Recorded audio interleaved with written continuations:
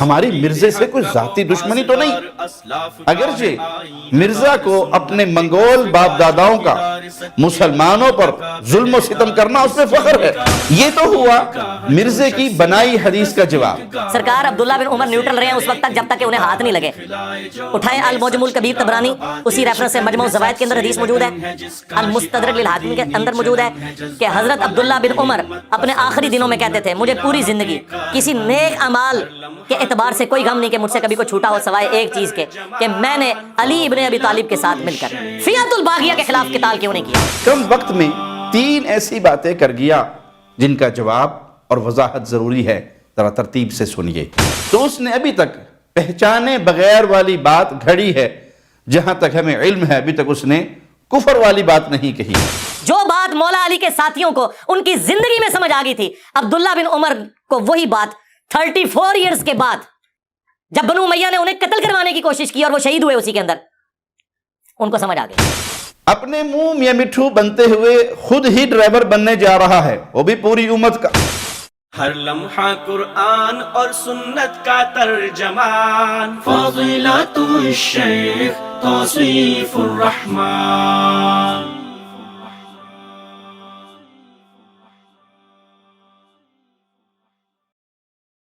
السلام علیکم ورحمۃ اللہ وبرکاتہ۔ ان الحمد للہ نحمده ونستعینه ونستغفره ونعوذ باللہ من شرور انفسنا ومن سیئات اعمالنا، من يهده اللہ فلا مضل له ومن يضلل فلا هادی له، اشہد ان لا الہ الا اللہ وحدہ لا شریک له واشہد ان محمدا عبدہ ورسولہ، اما بعد۔ انجینئر محمد علی مرزا کو ہم نے نیوٹرل رہنے کا مشورہ کیوں دیا، اور نیوٹرل رہنے والے صحابہ کے بارے میں مرزا نے جو بدتمیزی و گستاخی کی، اس کی حقیقت بھی الحمدللہ ہم خوب ظاہر کر چکے ہیں۔ کتب حدیث اور اہل بیت کے عملی رویے سے مرزا کی بدزبانی بالکل باطل ہو جاتی ہے۔ اب اس بارے میں مرزا منگول نے جو کچھ کہا، آئیے اس کا جائزہ لیتے ہیں۔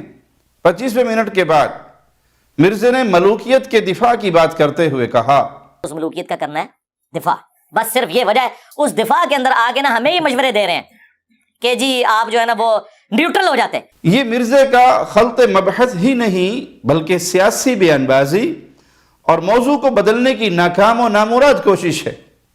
ان بیانات کے سلسلے کے 7ویں حصے کے آخر میں ہم قرآن مجید سورۃ المائدہ کی آیت 20 سے ثابت کر چکے ہیں کہ قرآن مجید میں ملوکیت کو نعمت قرار دیا ہے۔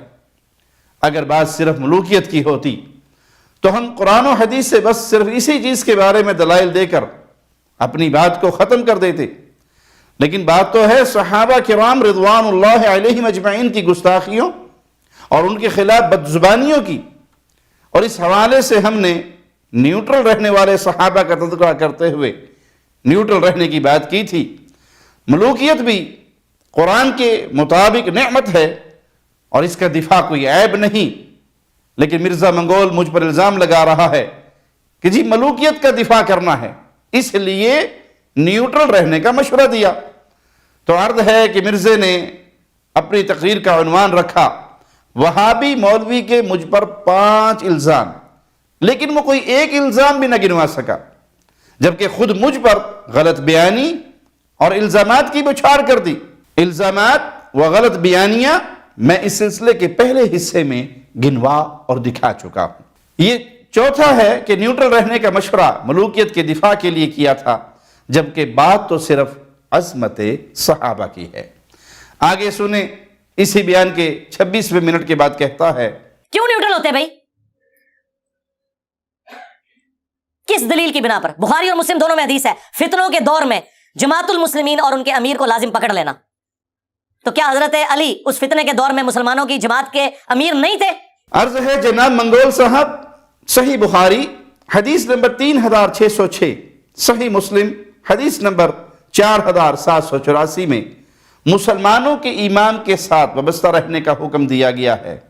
یہ تو نہیں کہا گیا کہ جن صحابہ کرام رضوان اللہ علیہم اجمعین کا اس بارے میں بعض اہم وجوہات کی بنا پر اختلاف ہوا، تم ان کے خلاف تلوار اٹھانے کی بات کرنا اور ان پہ نعوذ باللہ جانور والی بات فٹ کرنے کی بات کرنا اور بدتمیزیاں کرنا، ان کے ساتھ بغض رکھنا، بلا شبہ سیدنا علی رضی اللہ عنہ وارضہ امام تھے، چوتھے خلیفہ راشد تھے، لیکن امام کی مخالفت کرنے والوں کو مسلمین اللہ اور اس کے رسول نے قرار دیا، اور قرآن و حدیث میں کہیں بھی امام و امیر کی مخالفت یا اس سے اختلاف کو کفر، شرک اور نفاق نہیں کہا گیا۔ انجینئر مرزا اور اس کے فالوورز کا سارا مسئلہ یہاں سے آ کر بگڑتا ہے کہ انہیں ایسے ہر موقع پر صحیح بخاری کی حدیث نمبر 2704 اور حدیث نمبر 3629 اور صحیح مسلم کی حدیث 2457 سے لے کر 2461 تک، اور امیر المؤمنین سیدنا علی رضی اللہ عنہ وارضہ کا اپنا فیصلہ، بلکہ قرآن مجید سورۃ الحجرات کی آیات 9 اور 10 بھی نہیں رہتی۔ یہ سبھی آیات و احادیث ہم اس بیانات کے سلسلہ نمبر 7 میں پیش کر چکے ہیں، الحمدللہ حمدن کثیرا۔ آگے دیکھیں 26 منٹ کے بعد ہی مرزا صاحب نے کیا کہا۔ پھر مسلم کی حدیث کہ جب ایک خلیفہ کی بیعت ہو جائے، جو کوئی خلاف کھڑا ہو اسے قتل کر دو، اسی کے تحت جنگ صفین لڑی تھی مولا علی نے، تو کیا مولا علی کا ساتھ نہ دیتے؟ پیارے بھائیوں، اہل علم اکثر یہ وضاحت فرماتے نظر آتے ہیں، اور ہم جیسے طالب علم بھی، کہ مرزا حدیث کچھ پیش کرتا ہے، مطلب کچھ اور بتاتا اور نکالتا ہے۔ یہ ہم کوئی ایسے تو نہیں کہتے، ہماری مرزے سے کوئی ذاتی دشمنی تو نہیں، اگرچہ مرزا کو اپنے منگول باپ داداؤں کا مسلمانوں پر ظلم و ستم کرنا اس میں فخر ہے، لیکن یقین کیجئے ہمیں اس کے ان غیر مسلم کافر باپ داداؤں کے ظلم و ستم کی کہانی باوجود انتہائی ناپسندیدہ ہے، لیکن اس پر مرزا منگول پہ کوئی غصہ نہیں آتا کہ صدیاں گزر چکی ہیں اور اس میں اس کا کیا قصور ہے، لیکن جب یہ صحابہ کی گستاخی کرتا ہے اور پھر ہمیں غصہ آتا ہے، اور صحابہ کی گستاخی کے معاملے میں یہ کنفرم پکا مجرم ہے، اور یہ بھی مرزا کا اپنا اور ذاتی قصور ہے کہ مسلمانوں کا دین و ایمان بگاڑنے، خراب کرنے اور انہیں گمراہ کرنے کے لیے قرآن اور حدیث سے کھلواڑ کرتے ہوئے قرآن اور حدیث کے معانی اور مفہوم کو بدل کر پیش کرتا ہے، اور اتنی بے باکی سے دھوکہ دیتا ہے کہ بعض اوقات اہل علم کے صحیح ترجمے پیش کر کے بھی دکھاتا ہے، لیکن بولتا اپنی من مرضی اور من چاہی کی بات۔ اب یہاں مرزے نے اپنے باطل خیال کے مطابق امیر معاویہ اور ان کے ساتھی صحابہ کرام رضوان اللہ علیہم اجمعین پر فرد جرم عائد کرتے ان کے خلاف صحیح مسلم کی حدیث بما ترجمہ دارالسلام کی پیش کی۔ ہم اسی کا لگایا ہوا اسکین آپ کے سامنے رکھ کر پوچھتے ہیں کہ اسے غور سے پڑھیں، حدیث میں کیا لکھا ہے اور مرزا کیا کہہ رہا ہے، پوری توجہ کے ساتھ۔ اصل بات سمجھنے کے لیے اللہ کی رضا اور آخرت کی کامیابی کے لیے اپنی قبر کو اور اپنی آخرت کو اور قیامت کے دن اللہ کے سامنے جواب دینے کی کیفیت کو ساتھ رکھیں، سامنے رکھیں، یاد رکھیں۔ آپ کی قبر میں نہ انجینئر محمد علی مرزا آئے گا، نہ سید توصیف آئے گا، سب اپنے اپنے عقائد اور اعمال کا خود حساب دیں گے، تو سوچئے اور غور کیجئے۔ جی ہاں، ایک بار اور سنیں اور دیکھیں پوری طرح غور و فکر کرتے ہوئے، تیسری بار بھی سن لیں، غور و فکر شرط ہے تاکہ بات سمجھ میں آئے کہ مرزا اصل میں تو گیم کردہ کتوں پہ آئے۔ پھر مسلم کی حدیث کہ جب ایک خلیفہ کی بیعت ہو جائے، جو کوئی خلاف کھڑا ہو اسے قتل کر دو، اسی کے تحت جنگ صفین لڑی تھی مولا علی نے، تو کیا مولا علی کا ساتھ نہ دیتے؟ اب ہماری عرض بھی سن لیں۔ صحیح مسلم کی اس حدیث نمبر 4799 میں رسول اللہ صلی اللہ علیہ وسلم نے فرمایا، اذا بوئع للخلیفتین، جب دو خلیفوں کی بیعت لی جائے، اور فرمائیں کس کی بیعت لی جائے؟ دو خلیفوں کی، ایک خلیفہ پلس دوسرا خلیفہ، کل کتنے ہو گئے؟ دو خلیفہ۔ تو جو دوسرا خلیفہ ہے، خلیفہ ہونے کا دعوے دار ہے، اس کے بارے میں رسول اللہ صلی اللہ علیہ وسلم کا یہ حکم ہے، فَاقْتُلُوا الْآخَرَ مِنْهُمَا، ان دونوں میں سے دوسرے خلیفے کو قتل کر دو۔ مطلب جو دوسرا شخص بھی خلافت کا مدعی بنے تب اس پر مرزا کی پیش کردہ اس حدیث کا حکم لاگو ہوگا۔ لیکن مرزا نے کیا بات بنا دی کہ جب ایک خلیفے کی بیعت ہو جائے تو جو کوئی خلاف کھڑا ہو اسے قتل کر دو۔ پھر مسلم کی حدیث کہ جب ایک خلیفہ کی بیعت ہو جائے جو کوئی خلاف کھڑا ہو اسے قتل کر دو، اسی کے تحت جنگ صفین لڑی تھی مولا علی نے، تو کیا مولا علی کا ساتھ نہ دیتے؟ مرزا منگول کی بنائی ہوئی حدیث کے مطابق، جی سوچ میں پڑ گئے، سوچئے مت، میں نے یہی کہا ہے کہ مرزا منگول کی بنائی ہوئی حدیث کے مطابق، بتائی ہوئی نہیں کہا، بنائی ہوئی کہا ہے۔ آخر کیوں کہا ہے ایسا؟ اس لیے کہ حدیث اور اس کا صحیح ترجمہ مرزا منگول کے سامنے تھا، اس کے باوجود بھی اس نے اپنی بات منوانے کے لیے اپنی طرف سے الگ بات بنا ڈالی۔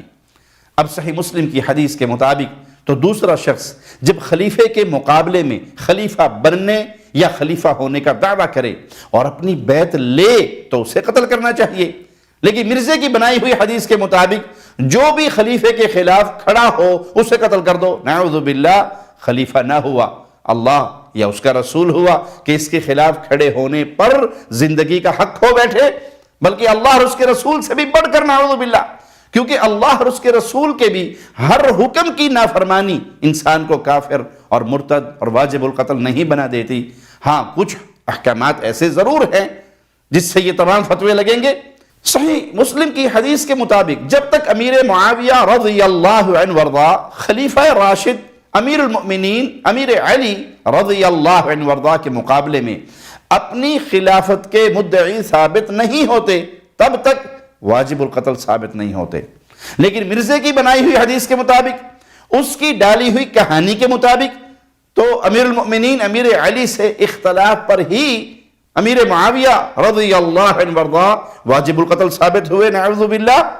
پھر مسلم کی حدیث کہ جب ایک خلیفہ کی بیعت ہو جائے جو کوئی خلاف کھڑا ہو اسے قتل کر دو، اسی کے تحت جنگ صفین لڑی تھی مولا علی نے، تو کیا مولا علی کا ساتھ نہ دیتے؟ اب مرزا یا کوئی بھی فرد کہہ سکتا ہے کہ حدیث بیان کرتے ہوئے انسان سے غلطی بھی ہو سکتی ہے، تو کیا آپ اسے بنائی ہوئی حدیث قرار دیں گے؟ تو بڑے ہی ادب سے عرض ہے کہ میں تو ایک ادنا سا طالب علم ہوں، میری کیا مجال کہ ایسا کہہ دوں، جبکہ یہ ایک حقیقت ہے کہ حدیث بلکہ آیت کا مفہوم بیان کرتے ہوئے بھی بعض اوقات غلطی لگ جاتی ہے۔ ایسی صورت میں علم ہونے کے بعد اس غلطی کرنے والے کو اللہ کے حضور توبہ کرنی چاہیے، اللہ کی طرف رجوع کر لینا چاہیے۔ اے اللہ، ہم سے یا کسی بھی مسلمان سے اگر انجانے میں ایسی کوئی غلطی ہوئی تو ہمیں معاف فرما دے، لیکن جو شخص غلطی واضح ہونے پر بھی رجوع نہ کرے تو پھر یقیناً وہ مجرم ہے۔ مرزا کو اکثر علماء یہ بات سمجھاتے رہتے ہیں کہ حدیث کا مطلب بیان کرتے ہوئے من مانی نہ کیا کرو، لیکن یہ باز نہیں آتا، ہو سکتا ہے اب اس کی سمجھ میں یہ بات آ جائے۔ خلاصہ کلام یہ کہ امیر معاویہ اور ان کے ساتھیوں کے خلاف صحیح مسلم کی اس حدیث نمبر 4799 سے مرزا اور رافضیوں کا استدلال تب درست ہو سکتا جب وہ یہ ثابت کریں کہ صفین سے پہلے امیر معاویہ نے اپنی خلافت کا اعلان کر کے خلیفہ ہونے کی بیعت لے لی تھی۔ یہ تو ہوا مرزا کی بنائی حدیث کا جواب، ساتھ اس نے یہ بھی کہا، اسی کے تحت جنگ صفین لڑی تھی مولا علی نے۔ یہ مرزا نے پھر کہانی ڈال دی۔ سیدنا علی رضی اللہ عنہ نے تو یہ نہیں فرمایا کہ میں اس حدیث کے تحت صفین کی جنگ یا جمل کی جنگ لڑ رہا ہوں، بلکہ ابو داؤد حدیث نمبر 4666 ہم پہلے ہی پیش کر چکے ہیں۔ اس کے مطابق خود مولا علی علیہ السلام کا یہ بیان ہے کہ خاص اس بارے میں مجھے رسول اللہ صلی اللہ علیہ وسلم نے کوئی حکم نہیں دیا تھا، وَلَكِنَّهُ رَأْيٌ رَأَيْتُهُ، ہاں یہ میری اپنی ایک رائے ہے جس کو میں نے اختیار کیا۔ مولا علی تو یہ فرما رہے ہیں، سنن ابی داؤد اور مسند احمد میں صحیح سند کے ساتھ یہ حدیث موجود ہے، اور اس میں یہ الفاظ بھی ہیں کہ قیس کے سوال پر سیدنا علی نے ان سے سوال کر دیا، ما تريد الى هذا، اس سوال سے تم کیا چاہتے ہو یا تمہارا مقصد کیا ہے؟ تو قیس بن عباد نے عرض کی، دیننا دیننا، ہمارا دین، یعنی دین کی بات سیکھنا چاہتا ہوں۔ تب مولا علی نے فرمایا کہ اس بارے میں مجھے کوئی حکم نہیں دیا رسول اللہ صلی اللہ علیہ وسلم نے، لیکن یہ میری رائے ہے، یہ خود امیر المؤمنین امیر علی کا فرمان ہے۔ جبکہ مرزا منگول کیا کہتا ہے سن لیجئے۔ اور پھر حضرت علی سے بڑھ کر کسی کو قرآن اور حدیث کا فہم تھا؟ مرزا اگر اپنے اس خیال میں سچا ہے تو پھر کہانیاں کیوں ڈال رہا ہے؟ کہانیاں پڑھن والی بےبے دی صحبت دا اثر تے نہیں، وہ کچھ عقل نو بھی ہاتھ مار لا ہے۔ آگے سنیے مرزا کیا کہتا ہے۔ پھر مسلم کی حدیث کہ جو وقت کے امیر کے بغیر، امام کے بغیر، اس کی بیعت کے بغیر، اسے پہچانے بغیر مرا، وہ جاہلیت کی موت مرا۔ ہم جاہل مر جاتے۔ اچھا پھر صحابہ کو کیا کہیں گے؟ بھائی جو صحابہ کرام کو اس معاملے میں غلطی لگی، ان کا معاملہ اللہ کے سپرد، لیکن بعد میں تو کلیئر ہو چکا ہے نا۔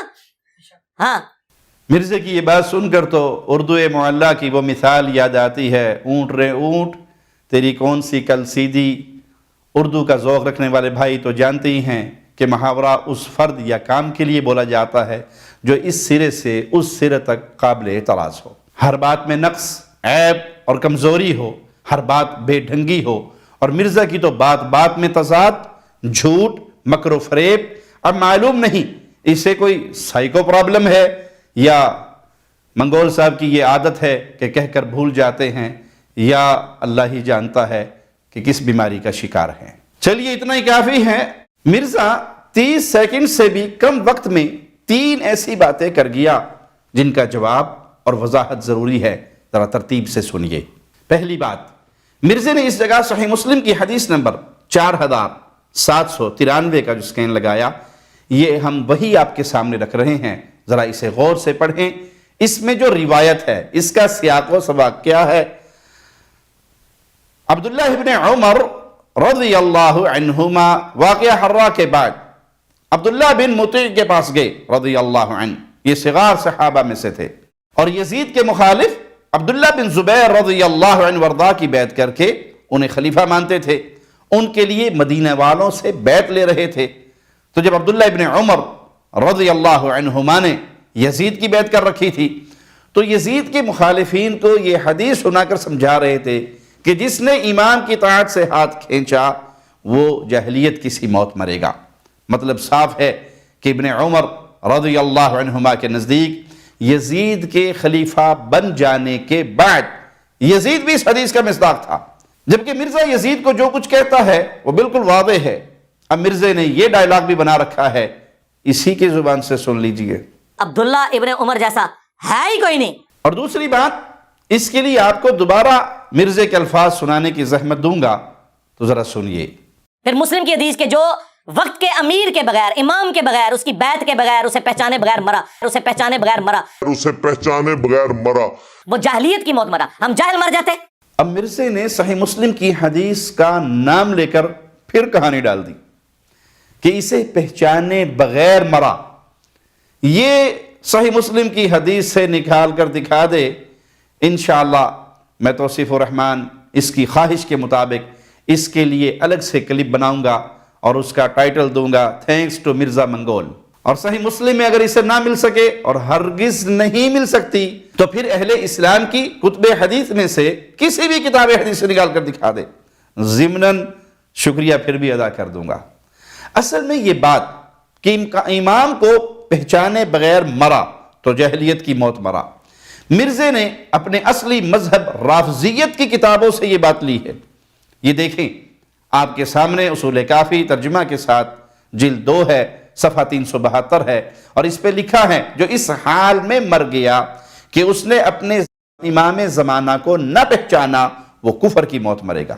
عربی میں تو ہے مات میتتن جاہلیہ، کفر کا لفظ نہیں ہے، لیکن رافضی اپنے عقیدے کے مطابق اور اس بنیاد پر یہ امت مسلمہ کو کافر قرار دیتے ہیں۔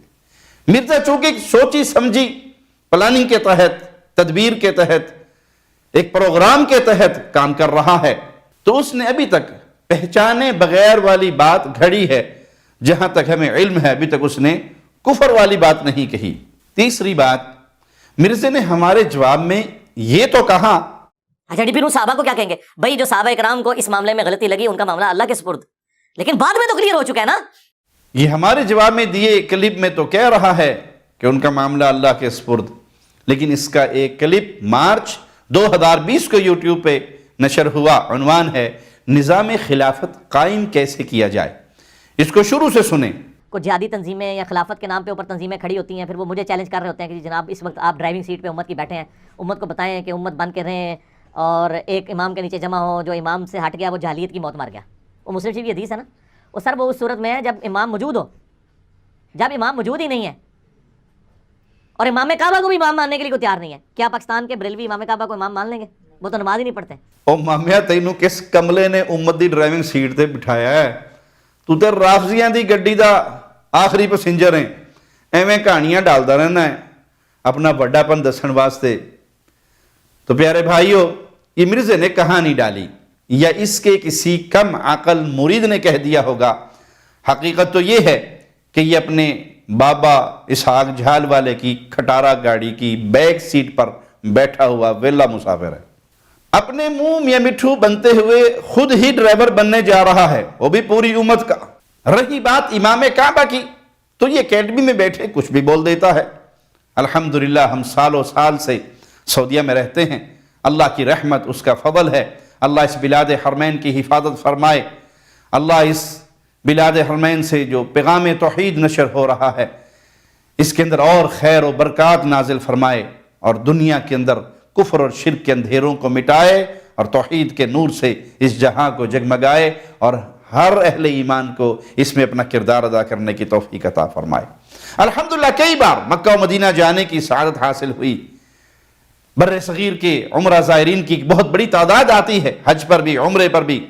ان میں سے چند ہی وہ متشدد قسم کے لوگ جو امام کعبہ یا مسجد نبوی کے امام کے پیچھے نماز نہیں پڑھتے، یا تو وہ خود ان کے جاہل پیر ہوتے ہیں یا ان پیروں کے چند جاہل مرید، وگرنہ اکثریت کلمہ پڑھنے والوں کی امام کعبہ اور مسجد نبوی کے ائمہ کے پیچھے نماز پڑھتے ہوئے نظر آتے ہیں. حرمین تو پھر حرمین شریفین ہے.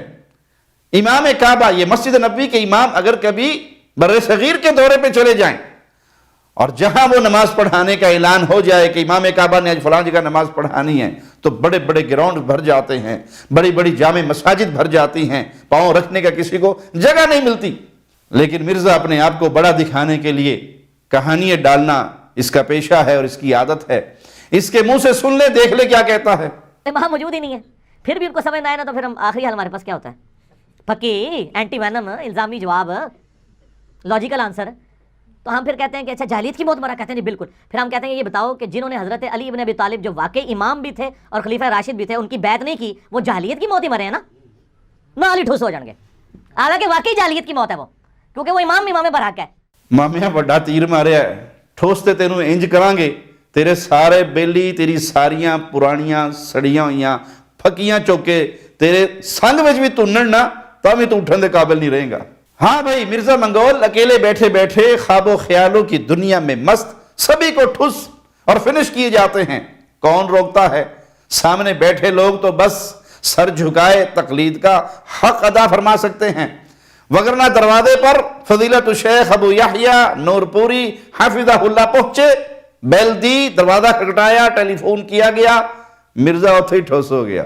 مرزا کا ڈائلاگ سنیے، وہ کہتا ہے ہم کہتے ہیں، پھر وہ کہتا ہے ہم کہتے ہیں، پھر وہ کہتا ہے پھر ہم کہتے ہیں. مرزا کے ساتھ یہ سب کچھ واقعاتی دنیا میں ہوتا کہاں ہے؟ خواب دیکھتے ہوئے اگر یہ سب کچھ ہوتا تو ہمیں نہیں پتا. فون تے تو چکتا نہیں، کوئی عالم تیرے بوئے تے آ جائے تو بوہا کھولتا نہیں، تیرے شہر جا کے آوازہ لگاویں تے تو ڈورا ہو جانا ہے، اور پھر اپنے کمرے میں اپنے مرضی کے لوگوں کے درمیان بیٹھ کر کہانی ڈالتا رہتا ہے اور اس پہ اتراتا بھی رہتا ہے. اب آئیے اس کے اس کلپ کی طرف. 2020 میں ہی کہہ چکا ہے وہ ناپاک، گھٹیا، رذیل، گندا، رافضیت سے آلودہ جملہ اسی کی زبانی سنیے. حالانکہ واقعی جاہلیت کی موت ہے وہ، حالانکہ واقعی جاہلیت کی موت ہے وہ، حالانکہ واقعی جاہلیت کی موت ہے وہ. اور اب اس کے 3 سال بعد دوسروں کو ٹھس کرنے کی باتیں کرنے والا یہی مرزا منگول ہماری جوابی تقریر میں بڑا ہی شریف بنے، تقیہ کی چادر اوڑے، عملاً اپنی رافضیت سے ٹھوس ہوتے ہوئے رافضیت سے پاک جملہ کہتا سنائی دیتا ہے. ذرا آپ بھی سن لیں. اچھا جی، پھر وہ صحابہ کو کیا کہیں گے؟ بھائی جو صحابہ اکرام کو اس معاملے میں غلطی لگی، ان کا معاملہ اللہ کے سپرد. عقلوں ویلی پارٹی پھر 2020 میں کیوں کہا تھا؟ حالانکہ واقعی جاہلیت کی موت ہے وہ. اس کی ان حرکتوں کو دیکھ کر بس اتنا ہی کہا جا سکتا ہے، اونٹ رے اونٹ تیری کون سی کل سی دی. چلیے آگے بڑھتے ہیں، مرزا مزید کیا کہتا ہے سنیے. لیکن بعد میں تو کلیئر ہو چکا ہے نا. ہاں، اس زمانے میں اگر معاملہ ایمبیگوس تھا، بعد میں تو کلیئر ہو گیا نا. اور سرکار بعد میں تو ان کو بھی کلیئر ہو گیا جو پوری زندگی ان کی سپورٹ کرتے رہے. جی عبداللہ ابن عمر کو قتل ابن امیہ نے کروایا، صحیح بخاری میں موجود ہے، حجاج ابن یوسف نے پاؤں میں زہر آلود نیزہ مروا دیا تھا۔ یہاں بھی مرزا ڈنگ مارنے سے باز نہیں آیا۔ ڈنگ مارنے کی عادت ہو نا، وہ کچھوے کے اوپر بھی بیٹھے ٹھوک ٹھوک لگے رہتے ہیں، یہ الگ بات ہے جب کسبہ ڈبی لگاتا ہے تو ڈنگ والے کا ڈنگ نکل جاتا ہے۔ یہاں بھی مرزے نے ڈنگ مارا، کہتا ہے جو پوری زندگی بنو امیہ کو سپورٹ کرتے رہے، مرزا اگر سچا ہے تو یہ بات ثابت کرے کہ امیر المؤمنین امیر علی رضی اللہ عنہ وارضاہ کے دور خلافت میں عبداللہ ابن عمر رضی اللہ عنہما نے علی کے خلاف معاویہ رضی اللہ عنہما کو سپورٹ کیا ہو، وہ اس وقت نیوٹرل رہے۔ شہادت علی کے بعد امیر المؤمنین امیر حسن کی خلافت قائم ہوئی، دونوں مسلم جماعتوں میں صلح ہو گئی، دونوں ایک جماعت بن گئی، تو سبھی نے امیر المؤمنین امیر معاویہ کو اپنا امیر مان لیا، اور حکومت وقت کی اطاعت پر یہ خود سورۃ النساء کی آیت پڑھ چکا ہے۔ اسی کے مطابق سیدنا حسن، سیدنا حسین، اولاد علی، اولاد جعفر، سب بھی ان کو سپورٹ کرنے لگے۔ سارے مسلمان جو اکٹھے ہو گئے تو عبداللہ ابن عمر بھی سپورٹ کرنے لگے، سارے مسلمان اکٹھے ہو گئے، مسلمانوں کی دونوں جماعتیں اکٹھی ہوگی۔ اور ہم پوچھتے ہیں کہ صلح کے بعد اگر معاویہ رضی اللہ عنہ کو امیر المؤمنین ماننا بنو امیہ کی سپورٹ ہے، تو تمہاری ان فضول خرافات کے مطابق حسنین کریمین کو کیا کہو گے؟ انہوں نے بھی امیر معاویہ کو اپنا امیر مانا، پھر وہ بھی بنو امیہ کے سپورٹر بنے۔ بنو امیہ کون ہیں؟ الحمدللہ مسلم، رافضی تو نہیں تھے کہ ان کی سپورٹ کرنا غلط ہوتی۔ اور الحمدللہ جب اختلافات ختم ہو گئے اور صلح ہو گئی اور تمام صحابہ اور اہل بیت امیر معاویہ کو امیر المؤمنین مان کر ان کے سپورٹر بن گئے، تاریخ میں اس سال کو عام الجماع، جماعت کا سال کہا جاتا ہے، اتحاد و اتفاق کا سال کہا جاتا ہے کہ مسلمانوں کی دو جماعتوں کی خوشخبری اکٹھے ہونے کی جو رسول کریم صلی اللہ علیہ وسلم نے اپنے بیٹے کے بارے میں ارشاد فرمائی تھی وہ پوری ہوگی۔ اب بخاری و مسلم کا نام لے کر ان کی روایات میں اپنے من گھڑت جھوٹ ملا کر رافضیت کی راہ ہموار کرنے والا یہ مرزا مزید فریب دیتا ہے۔ دیکھیے صحیح بخاری کی حدیث نمبر 966 پیش کر کے یہ کہا جو ہم آپ کو سنوا چکے ہیں، اسی کا لگایا ہوا اسکین سامنے رکھ کر بتائیں کہ اس میں یہ دونوں باتیں کہاں ہیں۔ پہلی بات کہ ابن عمر کو بنو امیہ نے قتل کروایا، دوسری بات نیزہ زہر آلود تھا۔ تلاش کریں، خوب تلاش کریں، خوردبین لگا کر دیکھیں، آپ کو صحیح بخاری کی حدیث نمبر 966 میں یہ بات ہرگز نہیں ملے گی۔ حتیٰ کہ ایک تیسری بات جس کا اس نے باقاعدہ اشارہ کر کے بتایا کہ حجاج نے پاؤں میں مروا دیا تھا، یہ بات بھی نہیں۔ یہ تینوں باتیں صحیح بخاری پر اس نے 3 جھوٹ بولے ہیں۔ صحیح بخاری کی روایت کے مطابق نیزے کی نوک ابن عمر رضی اللہ عنہما کے پاؤں کے تلوے پر لگی، اخمص قدمی ہی، یہ الفاظ ہیں، آپ لغت اٹھا کر دیکھ لیں، یہ پاؤں کے نچلے اور بیچ کے حصے کو کہتے ہیں جو عموماً زمین پر نہیں لگتا، اس حصے کا نشانہ کون باندھے گا؟ پھر ابن عمر رضی اللہ عنہما نے حجاج کو یہ بات اس لیے کہی تھی کہ اس نے حرم میں ہتھیار داخل کیے تھے۔ پھر ابن عمر رضی اللہ عنہما نے یہ بات حجاج سے کہی تھی، مرزا منگول نے تمام بنو امیہ پر چپکا دی۔ حجاج کو ہم کب نیک، صالح اور عادل قرار دیتے ہیں، سلف سے خلف تک اہل سنہ اس کے ظلم و ستم کا ذکر کرتے آئے۔ مفتی اعظم سعودی عرب سماحت الشیخ ابن باز رحمہ اللہ سے اس کے بارے میں سوال ہوا کہ یہ کافر ہے یا مسلم، تو آپ نے جواب دیتے ہوئے فرمایا عاصن ظالم ولیس بکافر، یہ نافرمان، گناہگار، ظالم، لیکن کافر نہیں تھا۔ صحابہ نے اس کے ظلم و ستم تو بیان کیے لیکن اس کی تکفیر نہیں کی۔ اگر مرزا دکھا دے کہ صحابہ نے اس کی تکفیر کی تو ہم بھی صحابہ کرام رضوان اللہ علیہم اجمعین والا حکم بیان کریں گے۔ کسی فرد کی غلطی کو پوری قوم پہ چپکا دینا کہاں کا انصاف، اور دنیا کی کون سی عدالت ہے جو اس بات کو صحیح قرار دے؟ مرزے کو گوروں کی بڑی فکر رہتی ہے کہ گورا نہیں مانے گا، گوروں کے نہ ماننے کی وجہ سے وہ صحیح مسلم کی حدیث کو ماننے کے لیے تیار نہیں۔ تفصیل ہم پہلے بیان کر چکے ہیں۔ مرزے گوروں ہی کی عدالت سے اپنی اس روش کو صحیح ثابت کر دکھاؤ۔ ہم تو بس یہی کہیں گے کچھ عقل بھی ہاتھ مار لیا کر۔ اب آگے دیکھیں مرزا منگول مزید کیا فرماتا ہے۔ یہ عبداللہ بن عمر کے اوپر کھڑے ہوئے تھے جی. عبداللہ بن عمر جو ہے نا نیوٹرل رہے ہیں. سرکار عبداللہ بن عمر نیوٹرل رہے ہیں اس وقت تک جب تک کہ انہیں ہاتھ نہیں لگے. دیکھیے اس بد زبان احترام سے محروم شخص کی زبان اور اس کے الفاظ.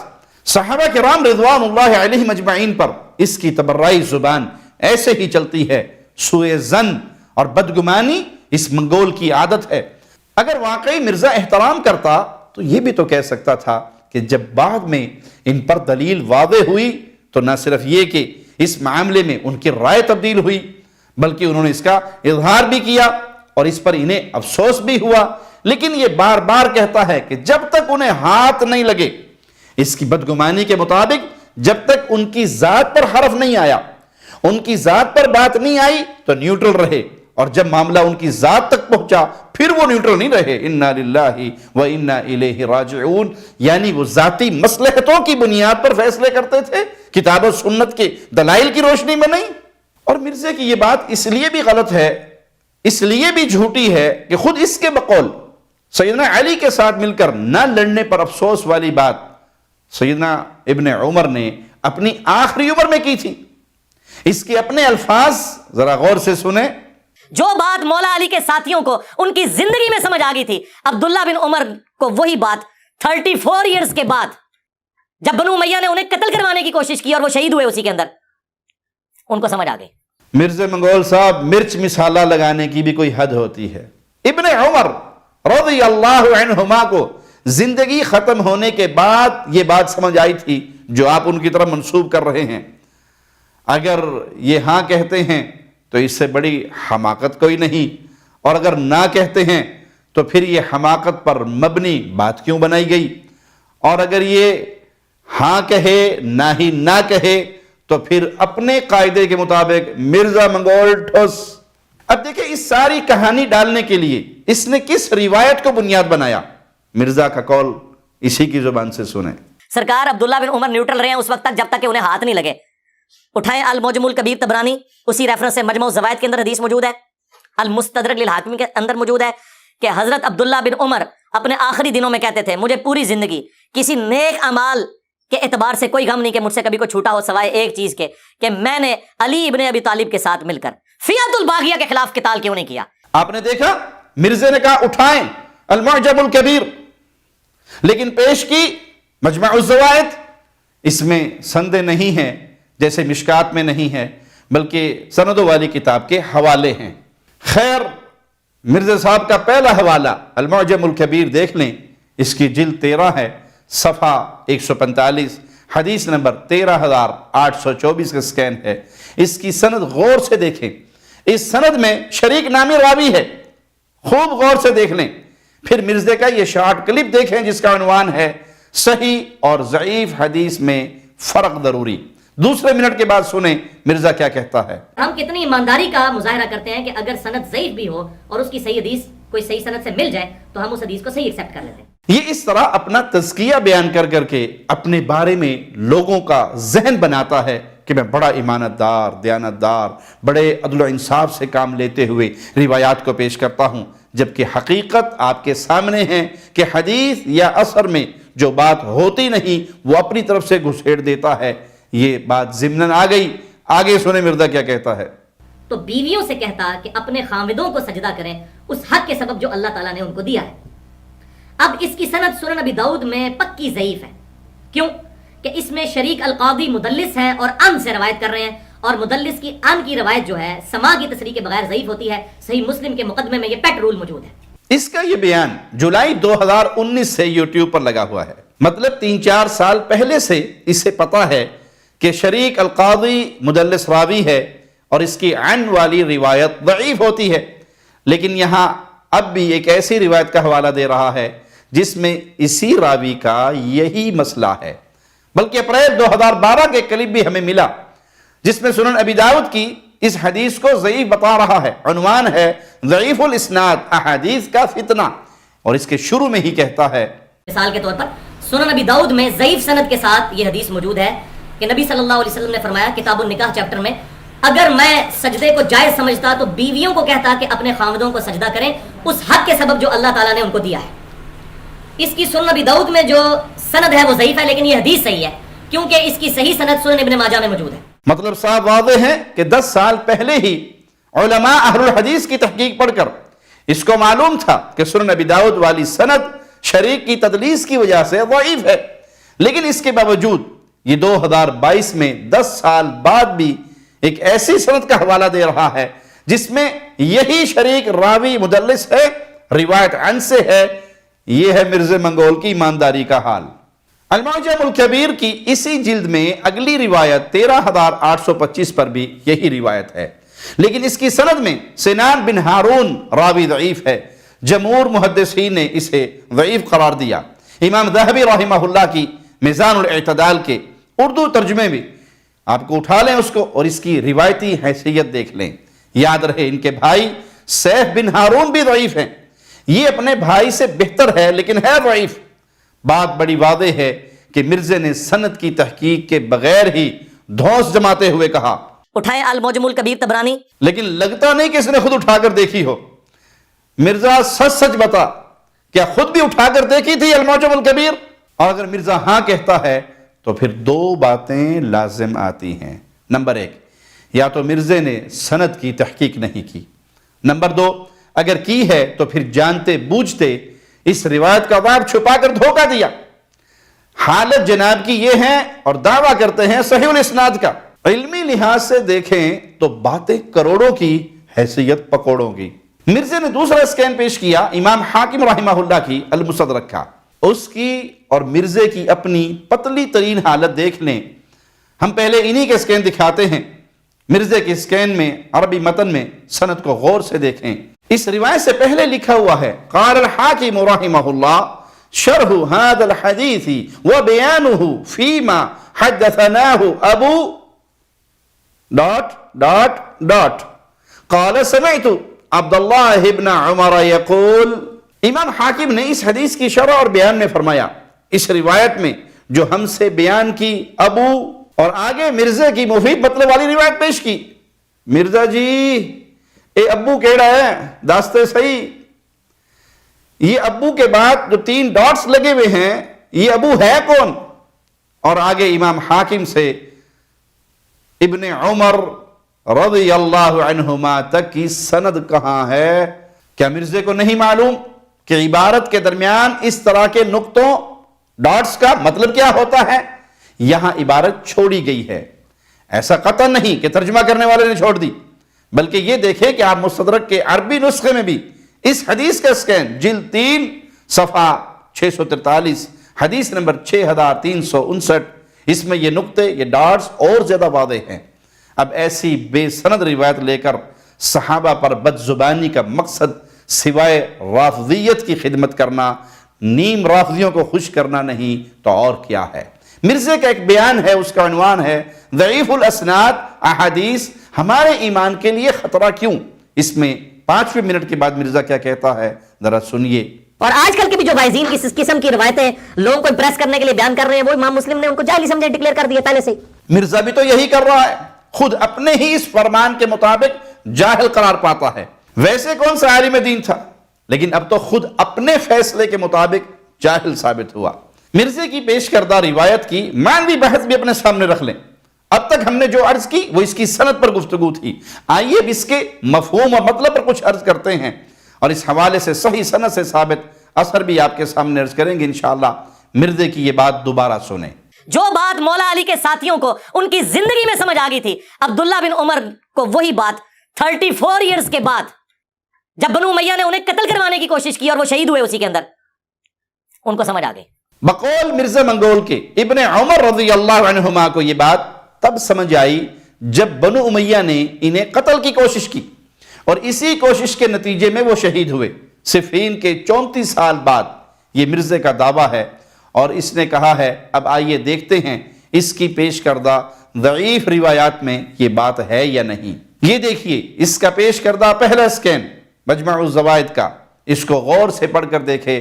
اس میں تو بس اتنا ہی لکھا ہے کہ عبداللہ ابن عمر نے فرمایا مجھے کسی چیز پر اتنا افسوس محسوس نہیں ہوتا جتنا اس بات پر افسوس ہوتا ہے کہ میں علی کے ساتھ مل کر باغی گروہ کے ساتھ میں نے جنگ کیوں نہیں کی۔ بس اب دیکھیں اس کا پیش کیا ہوا دوسرا اسکین مستدرک حاکم کا، اس کی روایت میں یہ لکھا ہے کہ ابن عمر نے فرمایا مجھے کسی بات پر افسوس نہیں ہوا سوائے اس کے کہ میں علی کے ہمراہ باغی گروہ کے ساتھ کیوں نہیں لڑا۔ اب ان دونوں سکینز کو آپ نے دیکھ لیا، مرزے کی بنائی ہوئی پوری کہانی کہ جب قاتلانہ حملہ ہوا تب کہا پورے 34 برس کے بعد، یہ مرزا بات کہاں سے لے آیا؟ ایک کہانی نہیں پائی انہیں تو اور کی کیتا ہے۔ الحمدللہ اللہ کے فضل و کرم سے ہمیں معلوم ہے کہ مرزا اپنے دعوے کو کہانی کی بجائے سچ ثابت کرنے کے لیے کون سی روایت پیش کر سکتا ہے۔ اگر اس نے پیش کی تو پھر ہم اس کی تفسیر انشاءاللہ بیان کریں گے، بس ذرا ہمت تو کرے مرزا جی۔ ان دونوں سکینز کے حوالے سے ہماری آخری بات یہ ہے کہ ان میں موجود روایت کے مطابق عبداللہ ابن عمر رضی اللہ عنہما نے علی کے ساتھ مل کر فیعہ باغیہ سے نہ لڑنے پر افسوس ظاہر فرمایا، اور اہل ایمان جانتے ہیں کہ علی رضی اللہ عنہ وارضاہ کے خلاف لڑنے والے تو خوارج بھی تھے۔ کیا مرزے کو خوارج سے پیار و محبت ہے جو وہ خوارج کو فیعہ باغیہ نہیں مانتا؟ اگر وہ کہتا ہے کہ میں تو ان کو بھی باغی مانتا ہوں تو ہم عرض کریں گے مرزا صاحب پھر کوئی دلیل پیش کریں جس سے یہ ثابت ہو کہ ابن عمر رضی اللہ عنہما کو جنگ جمل اور صفین میں علی کے ساتھ مل کر معاویہ کے خلاف جنگ نہ کرنے پہ افسوس ہوا ہو۔ خوارج کے خلاف جنگ نہ کرنے پہ افسوس نہیں ہوا۔ ہمارے پاس مضبوط قرینہ یہ ہے کہ ابن عمر صحابہ کے درمیان ہونے والے قتال میں جن دلائل کی وجہ سے نیوٹرل رہے ان کا تقاضا ہے کہ یہ افسوس خوارج کے خلاف نہ لڑنے پر ہی ہوا تھا۔ مرزا بھی کچھ پیش کرے، آئیے مزید سنیے مرزا کیا کہتا ہے۔ اور دوسرا یہ ایک صحابی کے اوپر کھڑے ہوئے تھے جی، وہ ابو بکرہ، ایک ابو بکر ہے نا خلیفہ راشد، ایک ابو بکرہ صحابی، وہ کہتے ہیں جی بخاری میں ان کی حدیث ہے کہ ایک صحابی کھڑے ہوئے اور انہوں نے ارادہ کیا کہ حضرت علی کا ساتھ دیں جنگوں کے دور میں، تو ابو بکرہ نے انہیں روک دیا اور کہا کہ میں نے رسول اللہ سے سنا تھا کہ جب ایک مسلمان دوسرے پر تلوار سونت لے تو دونوں جہنمی ہیں، قاتل اور مقتول، اور ہم نے رسول اللہ سے پوچھا کہ مقتول کیوں جہنمی ہے، قاتل صرف جہنمی ہونا چاہیے تھا، تو نبی علیہ السلام نے فرمایا اس نے بھی تو اپنے بھائی کے قتل کا ارادہ کیا تھا، لہٰذا اب مسلمان آپس میں لڑ رہے ہیں تو تم اس جنگ کا حصہ نہ بنو۔ جی صحابی رسول ابو بکر رضی اللہ عنہ نے ان جنگوں میں نیوٹرل رہنے کا فیصلہ کیا، نیوٹرل رہے، اور ان کے سامنے اس حوالے سے رسول اللہ صلی اللہ علیہ وسلم کی احادیث تھی۔ ایک تو صحیح بخاری کی حدیث نمبر 7083 جو مرزے نے پیش کی، دوسری ہم پیش کر دیں گے انشاءاللہ، لیکن اب اس سے آگے مرزے کی کہانی سنیں، وہ کیسے کہیں کی اینٹ کہیں کا روڑا منگولی منڈے نے کنبا جوڑا، اس کا مصداق بنا ہوا ہے۔ یہ کس نے کہا؟ ابو بکرہ نے، اور ابو بکرہ کے ساتھ جو بنو امیہ نے کیا نا، ہاں جس نے مولا علی کے ساتھ یہ معاملہ کیا نا، مرنے سے پہلے اس کے 14 طبق روشن کیے ہیں بنو امیہ نے، وہ میں آپ کو بعد میں بتاتا ہوں کہ اس ابو بکرہ کے ساتھ انہوں نے کیا کیا، جو لوگوں کو روکتے تھے حضرت علی کا ساتھ دینے سے، لیکن نیوٹرل تھے، یہ بھی نہیں کہتے تھے کہ آپ معاویہ کا ساتھ دو، حضرت معاویہ کا ساتھ بھی وہ نہیں کہتے تھے رضی اللہ تعالیٰ عنہما۔ ہم تو احترام سے ہی نام لیں گے ساروں کا۔ واہ سبحان اللہ، یہ بھی اس کا احترام ہے بھائیو، خاص طور پر وہ بھی جو اس جیسے سے متاثر ہو کر امیر معاویہ رضی اللہ عنہ اور بعض دیگر صحابہ کی گستاخیاں کرتے رہتے ہیں۔ ذرا اس کا مینٹل لیول دیکھیں، کیسے ایک ٹیبل سٹوری کہانی بناتا ہے، پھر کیسے اس کہانی کو خود ہی جھوٹی ثابت کر کے اس کا جنازہ نکالتا ہے۔ اس 30 سیکنڈز کے مختصر وقت میں بھی اس نے یہی کیا۔ ابو بکر رضی اللہ عنہ وارضاہ کا نام لے کر اور بڑا جھوم جھوم کر کہتا ہے، جس نے مولا علی کے ساتھ یہ معاملہ کیا نا، مرنے سے پہلے اس کے 14 طبق روشن کیے ہیں بنو امیہ نے۔ اب یہ بات سن کر بندہ یہی سمجھے گا کہ ابو بکرہ نے علی رضی اللہ عنہ وارضاہ پر پتہ نہیں کیا ظلم و ستم کے پہاڑ توڑ دیے تھے، جب اس کے بدلے میں ابو بکرہ کا یہ حال ہوا کہ ان کی وفات سے پہلے بھی بنو امیہ نے ان کے 14 طبق روشن کر دیے، لیکن پھر ساتھ ہی یہ بھی کہہ دیتا ہے جو لوگوں کو روکتے تھے حضرت علی کا ساتھ دینے سے، لیکن نیوٹرل تھے، یہ بھی نہیں کہتے تھے کہ آپ معاویہ کا ساتھ دو، حضرت معاویہ کا ساتھ بھی وہ نہیں کہتے تھے۔ اب ان دونوں باتوں پر غور کریں تو نتیجہ کیا نکلتا ہے؟ یہی کہ صحابی رسول سیدنا ابو بکرہ رضی اللہ عنہ وارضاہ نے نہ تو سیدنا علی کا ساتھ دینے کا کہا، نہ امیر معاویہ کا ساتھ دینے کا کہا، اور اگر روکتے تھے تو دونوں کا ساتھ دینے سے روکتے تھے۔ بات بڑی واضح ہے کہ ابو بکرہ نے علی پر کسی قسم کا کوئی ظلم و ستم نہیں کیا، لیکن اکلوں ویلی پارٹی پنڈ دی بیبے بن کر کہانیاں پاندی رہندی. مرچ مسالہ لگانا یہ ان کا وطیرہ ہے. اللہ انہیں عقل سلیم عطا فرمائے. آگے سنیے مرزا کیا کہتا ہے. اس حدیث کے تحت وہ کہتے ہیں جی یہ جو بخاری کے دی اور بھائی یہ حدیث اس صورت میں ہے جب کوئی شخص ذاتی دشمنی. اصل بات یہ ہے کہ مرزے کی مثال کنویں کے مینڈک کی ہے. یہ سمجھتا ہے دنیا بس اتنی ہے جتنی مجھے نظر آ رہی ہے, یہی کنواں میری کل کائنات ہے. حالانکہ صحابی رسول سیدنا ابو بکرہ فتنوں کے حالات کے بارے میں صرف یہی ایک حدیث نہیں بلکہ دوسری حدیث سے بھی واقف تھے, بیان بھی فرماتے تھے. یہ جو ٹور مارنے کے لیے اور بطور نمائش اپنے سامنے کتابیں سجائے رکھتا ہے, یہ بس سجی رہتی ہیں, پڑھی ہوئی نہیں ہوتی. اگر پڑھتا تو ایسی باتیں نہ کرتا. اب اٹھائیے صحیح مسلم دارالسلام کی نمبرنگ کے مطابق حدیث نمبر 7250, سنن ابی داؤد حدیث نمبر 4256, صحابی رسول سیدنا ابو بکرہ رضی اللہ عنہ وارضاہ سے روایت ہے کہ رسول اللہ صلی اللہ علیہ وسلم نے فرمایا انہا ستکون فتن الا ثم تکون فتن, ان قریب فتنے ہوں گے, خبردار ہو جاؤ پھر فتنے ہوں گے. القاعد فیہا خیر من الماشی, ان فتنوں میں بیٹھا ہوا شخص چلنے والے سے بہتر ہوگا. والماشی فیہا خیر من الساعی الیہا, اور اس میں چلنے والا دوڑنے والے سے بہتر ہوگا. الا فاذا نزلت او وقعت, سن لو جب یہ فتنے اتریں یا فتنے واقع ہو جائیں, فمن کان لہ ابل فلیلحق بابلہ, اگر کسی کے پاس اونٹ ہو تو وہ اپنے اونٹوں کے پاس چلا جائے, جس کے پاس بکریاں ہوں وہ بکریوں کے پاس چلے جائیں, جس کے پاس زمین ہے وہ اپنی زمینوں پہ جائیں. مطلب فتنوں کا حصہ بننے کی بجائے اونٹ چرا لینا, بکریاں چرا لینا, زمینوں میں کھیتی باڑی کر لینا, ان کاموں میں اپنے آپ کو مصروف کر لینا اور فتنوں میں حصہ نہ ڈالنا. تو ایک آدمی نے عرض کی اللہ کے نبی صلی اللہ علیہ وسلم اس کے بارے میں کیا حکم ہے جس کے پاس نہ اونٹ ہو اور نہ ہی بکریاں ہو اور نہ ہی زمین ہو؟ تو نبی کریم صلی اللہ علیہ وسلم نے فرمایا یعمد الى سیفہ فیدق علی حدہ بحجر, وہ اپنی تلوار لے اور اس کی دھار کو پتھر پہ کوٹے. کیا معنی؟ اپنی تلوار کو بیکار کر دے کہ وہ کسی لڑائی میں کام نہ آ سکے.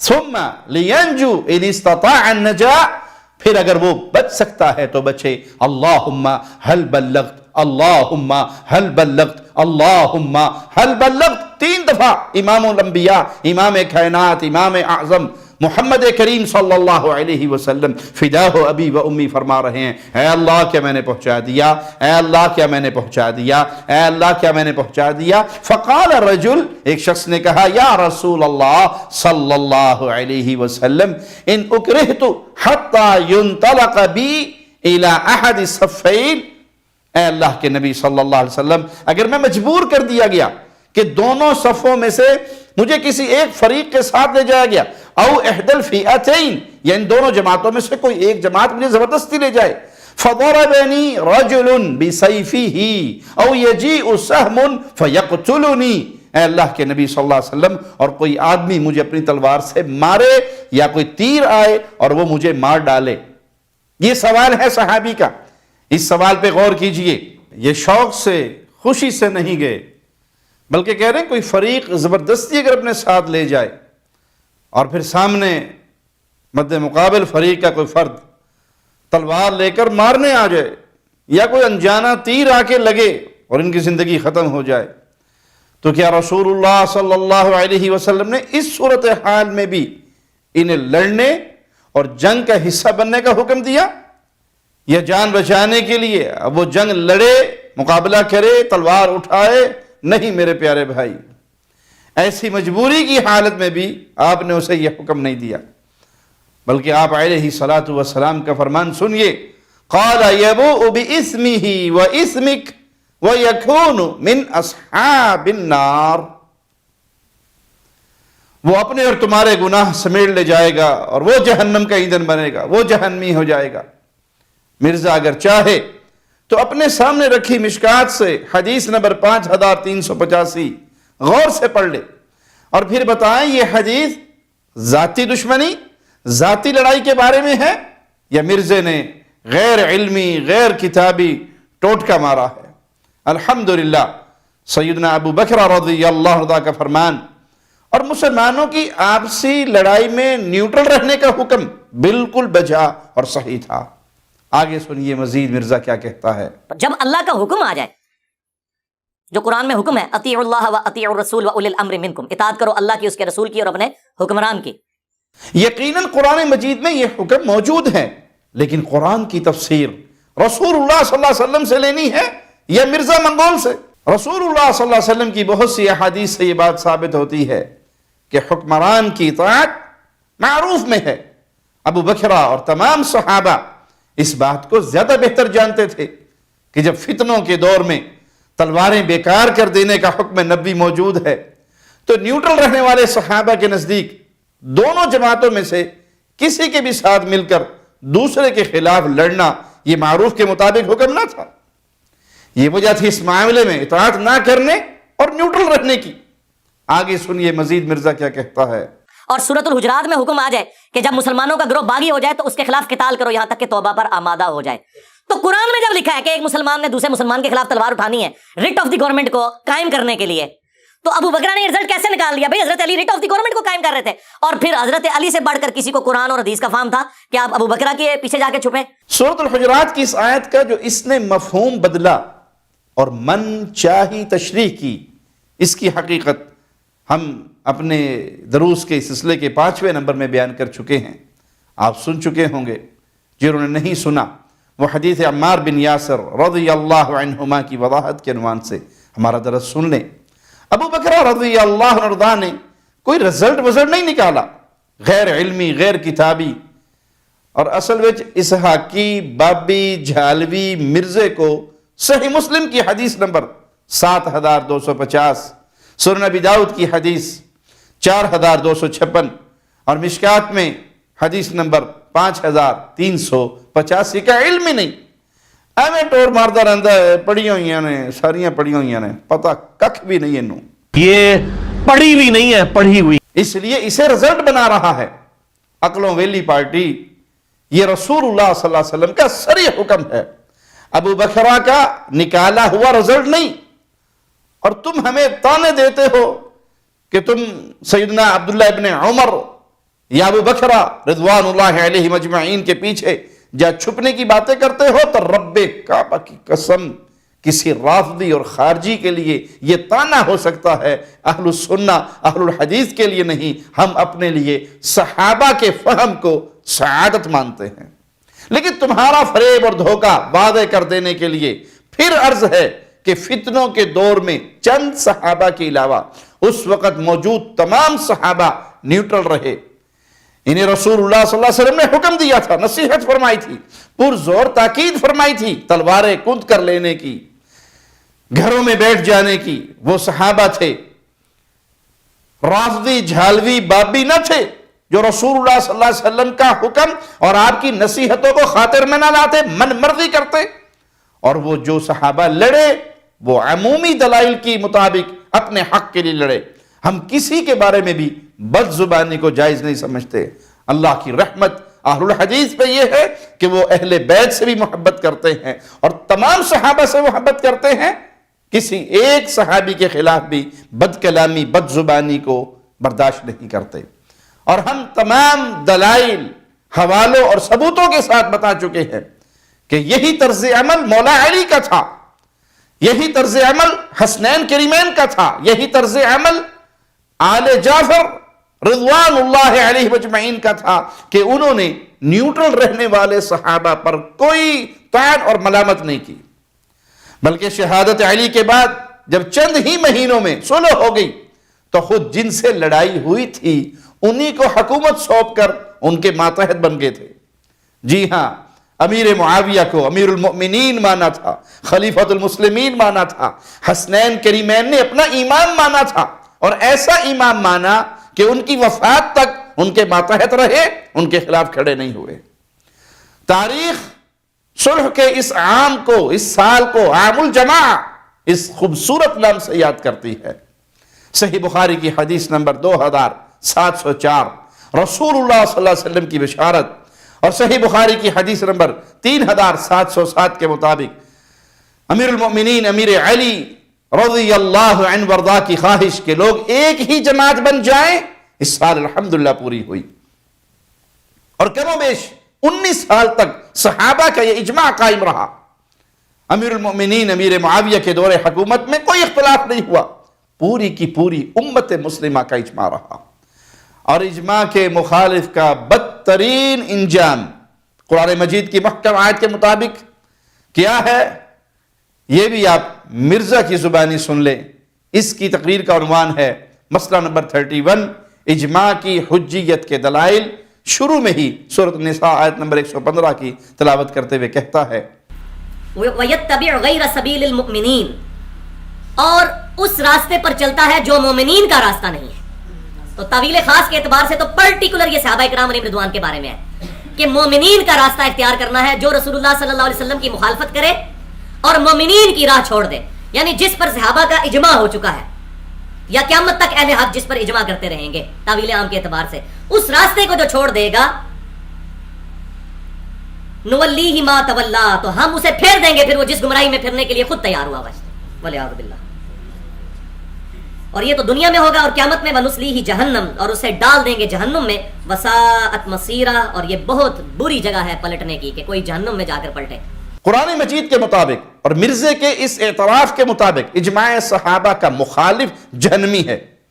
اس کے یہ الفاظ دوبارہ سن لیں، خاص طور پر اس کے فالوورز جو اس کی خرافات کو آخری صداقت سمجھے بیٹھے ہیں وہ کان لگا کر سنیں۔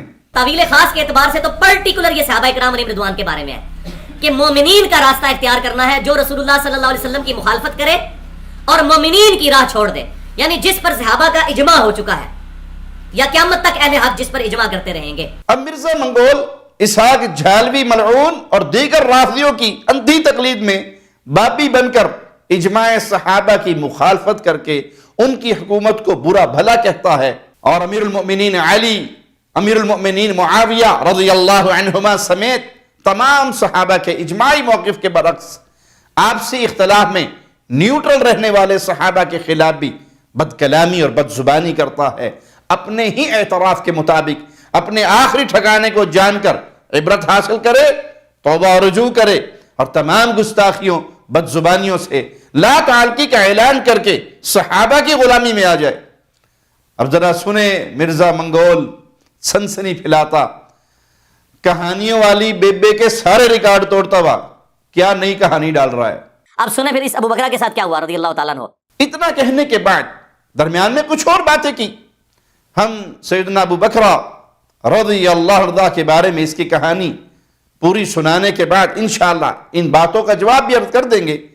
تو مرزا نے درمیان میں خاص اس معاملے کے علاوہ جو بات کی اسے چھوڑ چھوڑ کر ہم آگے بڑھتے ہیں، تو سنیں مرزا اس بارے میں آگے چل کر کیا کہتا ہے۔ اچھا اس حدیث کی طرف واپس آ جائیں۔ اس حدیث کے کچھ طرق جو ہے مسند احمد میں موجود ہیں، اور وہاں پہ بڑے زبردست الفاظ ہیں۔ عبد الرحمن بن ابی بکرہ کہتے ہیں، وہی ابی بکرہ جو لوگوں کو حضرت علی کا ساتھ دینے سے روک رہے تھے نا، ان کا بیٹا کہتا ہے کہ میں اپنے باپ کے ساتھ حضرت معاویہ رضی اللہ تعالیٰ عنہ کے دربار میں گیا ان کے دور ملوکیت کے اندر، اور زیاد ہمیں لے کر گیا۔ یہاں تک بھی مرزے نے اپنی بنائی کہانی کے مطابق نعوذ باللہ ابو بکرہ رضی اللہ عنہ وارضاہ کا عبرتناک انجام بیان نہیں کیا، لیکن وہی پچھلی تہمت دہرا دی۔ وہی ابی بکرہ جو لوگوں کو حضرت علی کا ساتھ دینے سے روک رہے تھے نا۔ دیکھیں کس قدر جھوٹ اور فریب کاری کا عادی ہے یہ مجرم رافضی گول کیپر مرزا منگول۔ اور ظالم مرزا کیوں صحابہ کی پاک باز جماعت پر تہمتیں لگا لگا کر اپنا نامہ اعمال مزید گندے سے گندہ تر کر رہا ہے؟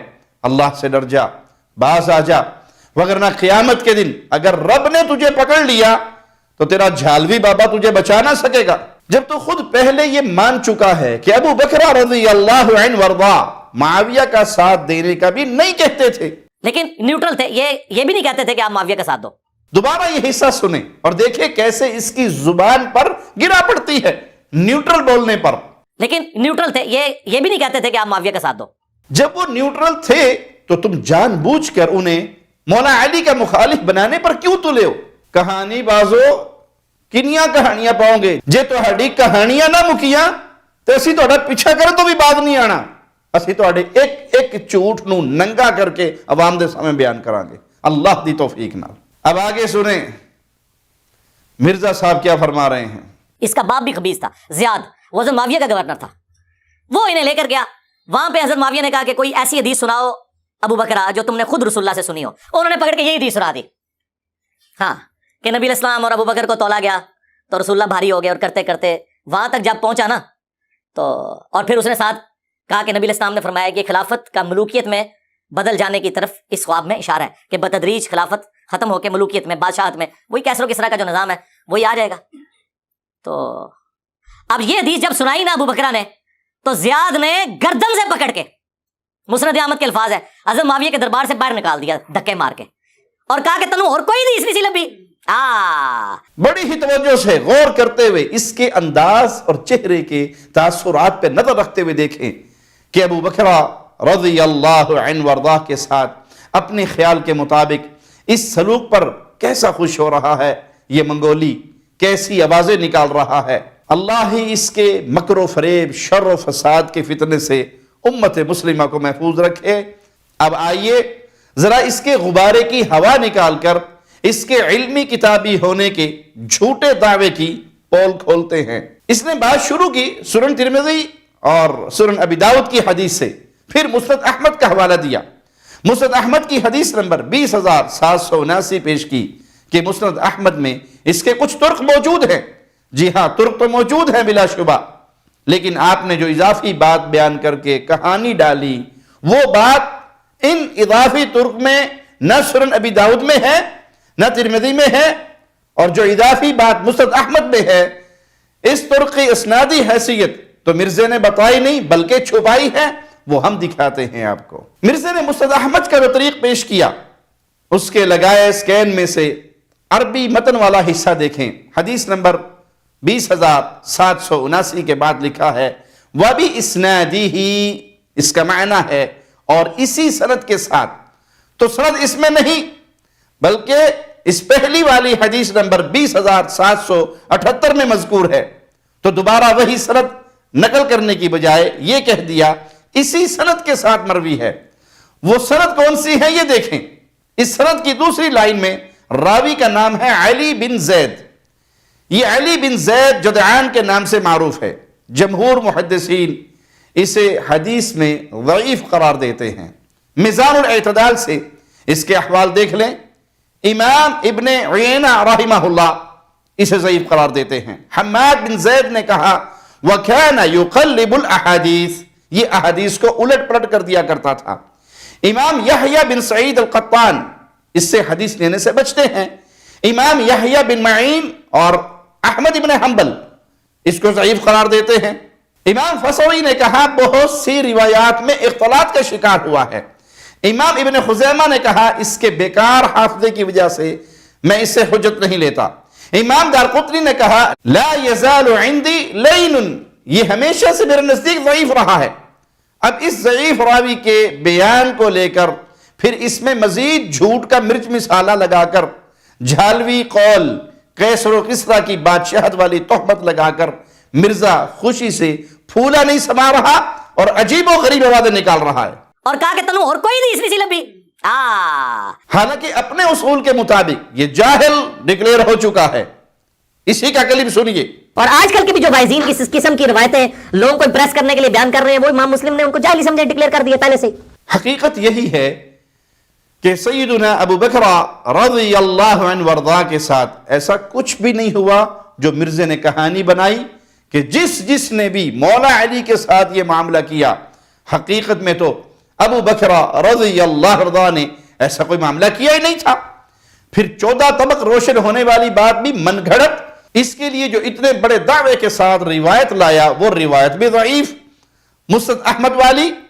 پھر ہم امام خلال رحمہ اللہ کی کتاب کے حوالے سے صحیح اثر پیش کر چکے ہیں کہ اس وقت تقریباً 10,000 صحابہ موجود تھے اور وہ سب کے سب نیوٹرل تھے۔ مرزا منگول نے صرف 2 کا نعوذ باللہ برا انجام گھڑا، تو جس نے والی بات ٹھوس ہو گئی مرزے کی کہ جس نے مخالفت کی مولا علی کی، سب کے ساتھ کیا ہوا۔ پھر رافضیوں اور ان کے گول کیپرز مرزا ٹائپ لوگوں کی کہانیوں کے مطابق علی رضی اللہ عنہ وارضا کے سب سے بڑے دشمن تو امیر معاویہ تھے نعوذ باللہ، لیکن وہ تو کم از کم 20 برس تک امت مسلمہ کے متفقہ طور پر امام، ولی الامر، امیر المؤمنین رہے، کئی فتوحات بھی حاصل ہوئیں، والحمدللہ علی ذالک۔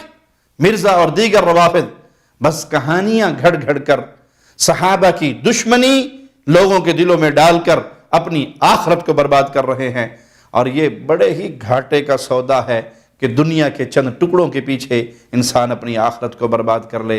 اے اللہ، تجھے تیرے پیارے ناموں کا واسطہ ہے مولا، ہمیں زندہ رکھنا تو ایمان کی بہترین حالت میں تیری توحید کی دعوت دینے والے، تیرے نبی کے پیغام کو آگے پھیلانے والے، تیرے پیارے نبی کے اہل بیت و صحابہ کی عزت و عظمت کے جھنڈے گاڑنے والے، اس دین کے نوکر، اس دین کے خادم بن کر زندہ رہیں، اور اس نوکری چاکری کو اپنے دربار میں مالک قبول فرما کے ہمارے چہروں کو جہنم کی آگ پہ حرام فرما دے، اور بغیر حساب کے، بغیر عذاب کے، بغیر سابقہ کسی عقاب کے اپنی رحمت سے، اپنے فضل سے، اپنے کرم سے جنت الفردوس میں پیارے نبی صلی اللہ علیہ وسلم، آپ کے پیارے صحابہ، آپ کے اہل بیت کا پڑوس عطا فرما دے، اور تو اللہ قادر ہے ہر چیز پر۔ اقول قولی ھذا واستغفر اللہ لی ولکم ولسائر المسلمین۔ ہر لمحہ قرآن اور سنت کا ترجمان، فضیلت الشیخ توصیف الرحمن۔